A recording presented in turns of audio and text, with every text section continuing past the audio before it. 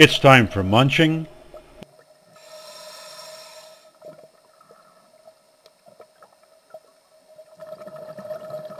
and mating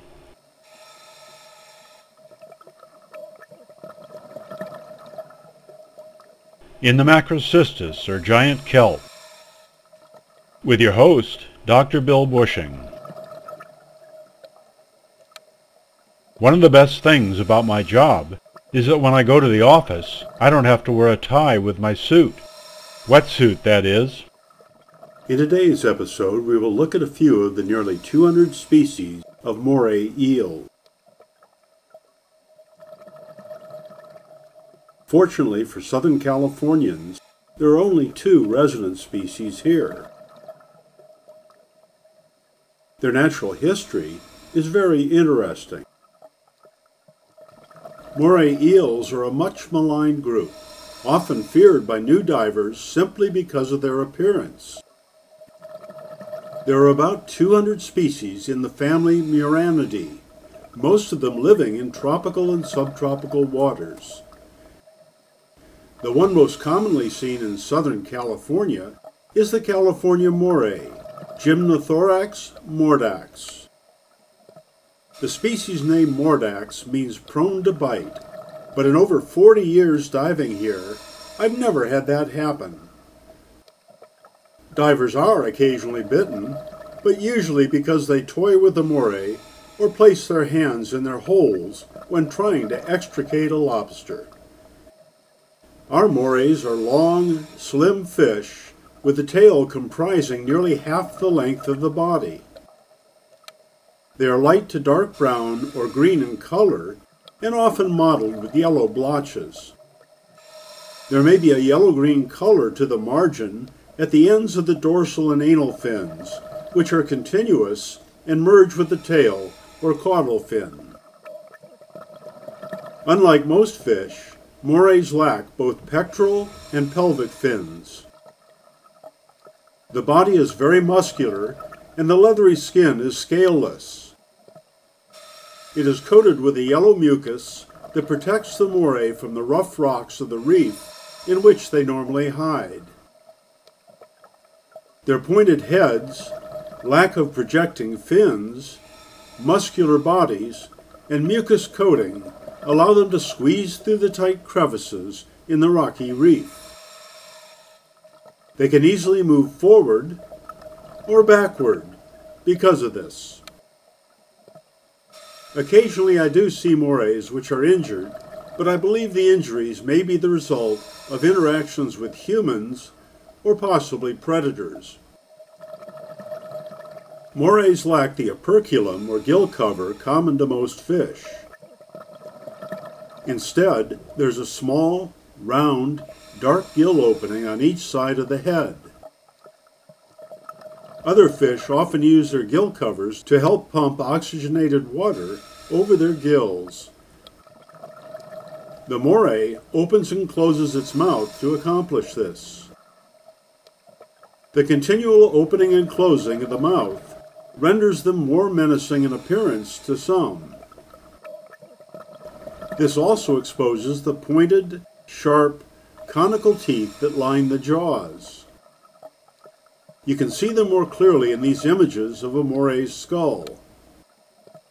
The moray's eyes would not rival Sinatra's, but are outlined in blue. A pair of nostrils protrude from the head, with the forward or anterior tubular ones prominently located at the front of the snout, and the less conspicuous posterior ones located above or in front of the eyes. Of course, these are used for chemical sensing, not for respiration. California morays may reach a maximum size of 5 feet or 1.5 meters, although the usual ones observed by divers are 2 to 3 feet. 2-year-olds are about a foot long. A mature moray may have 146 to 154 vertebrae in its skeleton, and that's a lot of backbone, as well as discs to slip. It is estimated that an individual moray may live up to 30 years. The California moray is the only species resident long-term north of central Baja California, Mexico. It is a subtropical species, generally found from Point Conception to Magdalena Bay, although recent collections have extended their range into southern Baja. In southern California, the offshore islands of Santa Catalina and San Clemente often have large populations of this species. Most morays I encounter during the day are shy and retiring, like yours truly.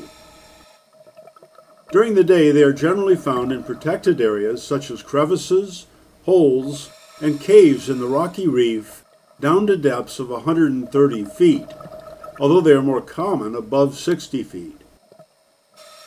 Sometimes all you see is the sinuous body working its way inside the reef.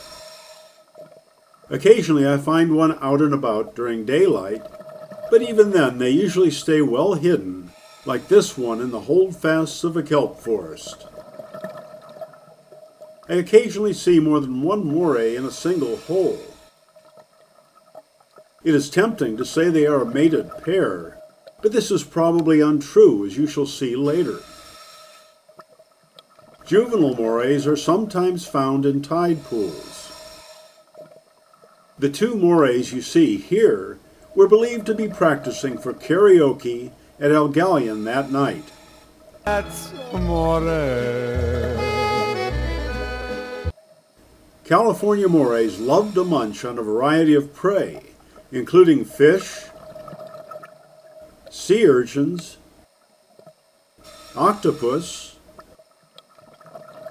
abalone, and crustaceans including crabs, shrimp, and lobster.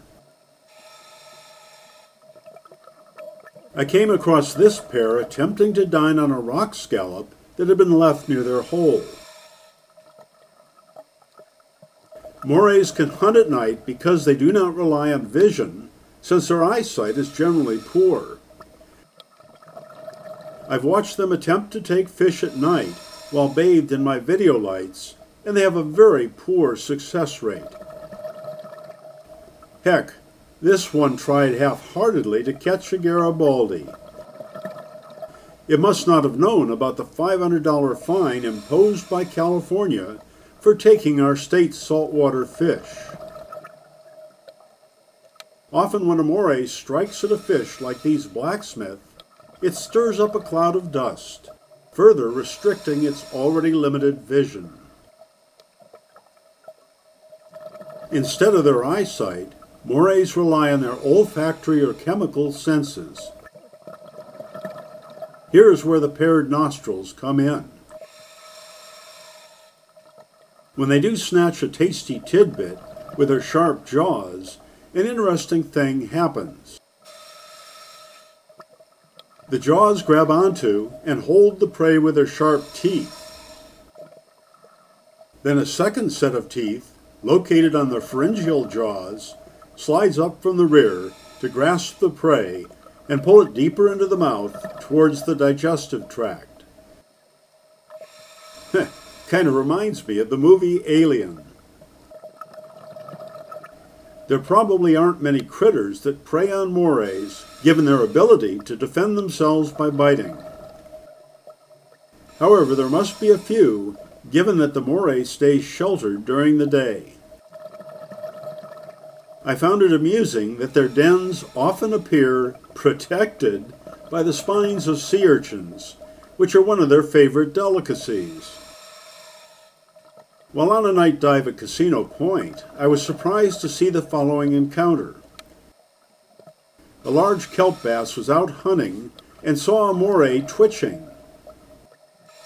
It came closer to inspect the source, perhaps thinking it might be a dinner morsel. But the moray reached out to defend itself by biting the bass.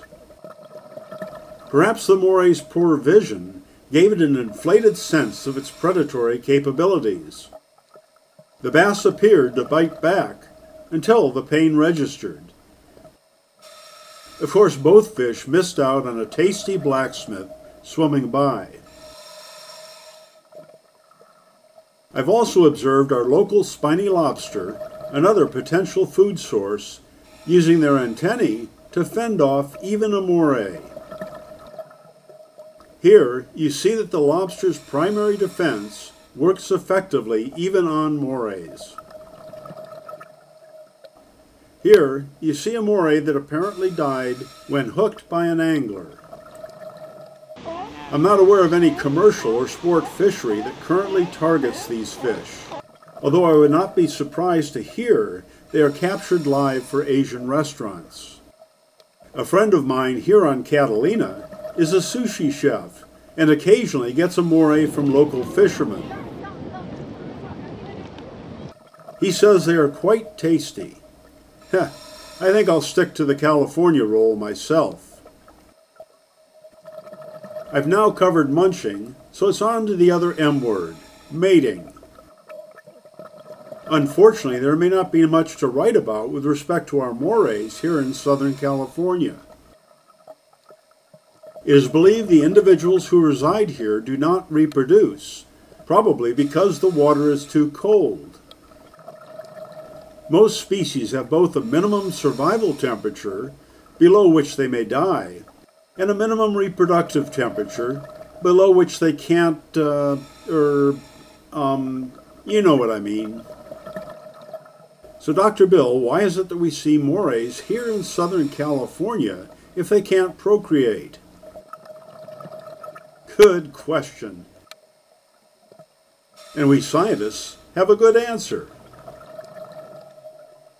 Morays are open water or pelagic spawners, casting their sexual products into the water column for external fertilization. The eggs hatch into larvae known as the leptocephalus. These larval stages may drift with the currents for up to a year, so they can travel fairly long distances before they settle to the bottom. Thus, it is believed that the morays in our waters arrive as larvae, which hatch initially in the warmer waters off Baja California and then drift north. During El Niño periods, when our waters warm up and ocean currents traveling north may be stronger, Southern California may experience a higher influx of larvae.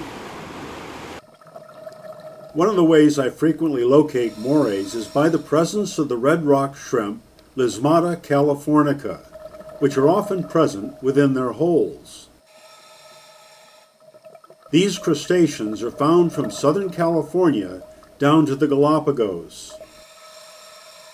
The moray may be withdrawn, but the shrimp, with their small but highly visible white spots, are often detectable even at night. These shrimp are also known as the lined or peppermint shrimp. They form a mutualistic ecological relationship with the moray, gaining protection from their hosts while they clean dead skin, food particles, and parasites from them. We call such activity cleaning behavior, and the species that do it, cleaners. Morays are not their only hosts. I have observed the shrimp in association with Garibaldi and blacksmith when they are sheltering at night in the reef, and others have observed them with lobster.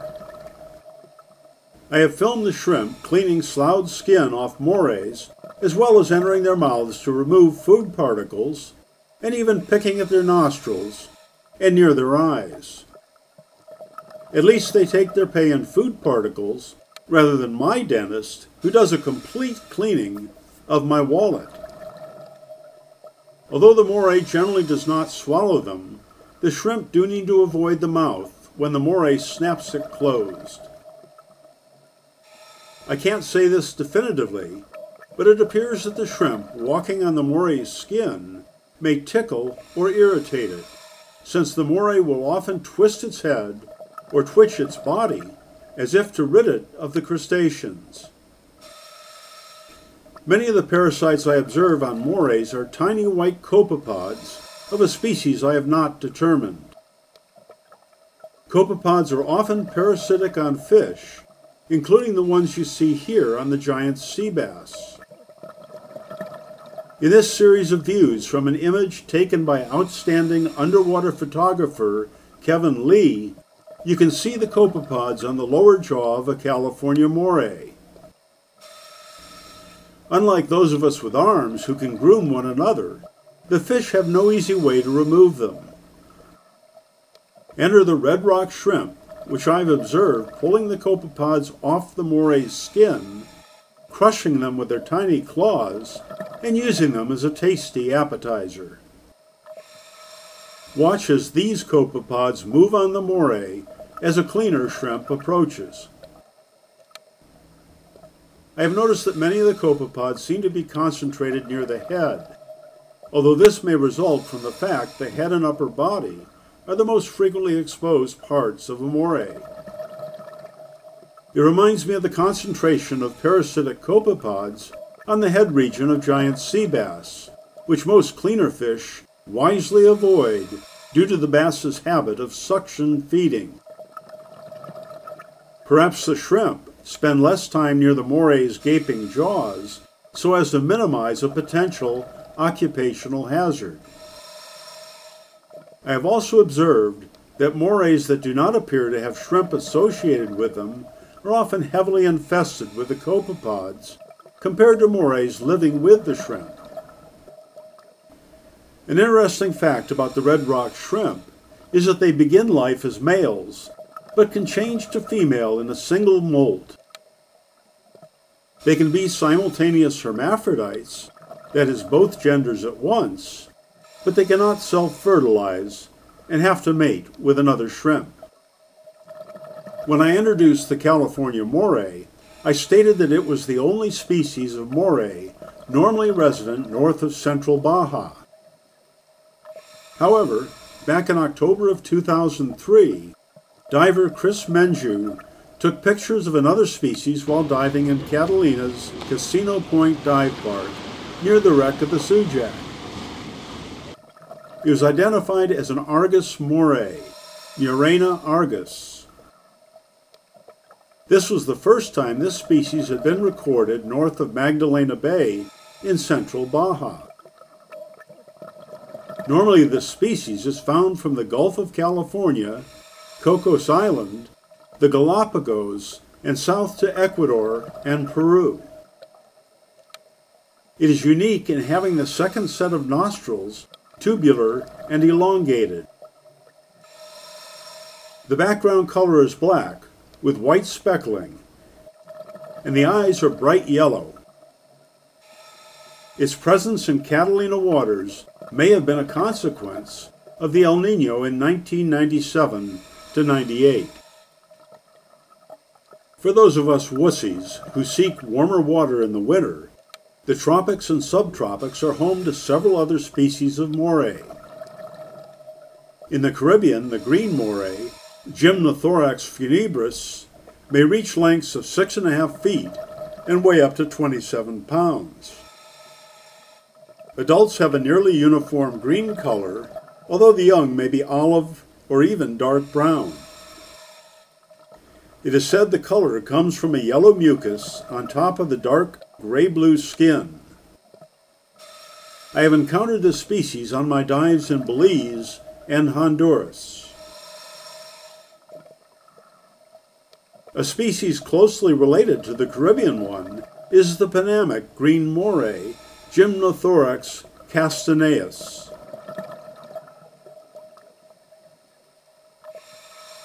It may be greenish-brown to chestnut in color.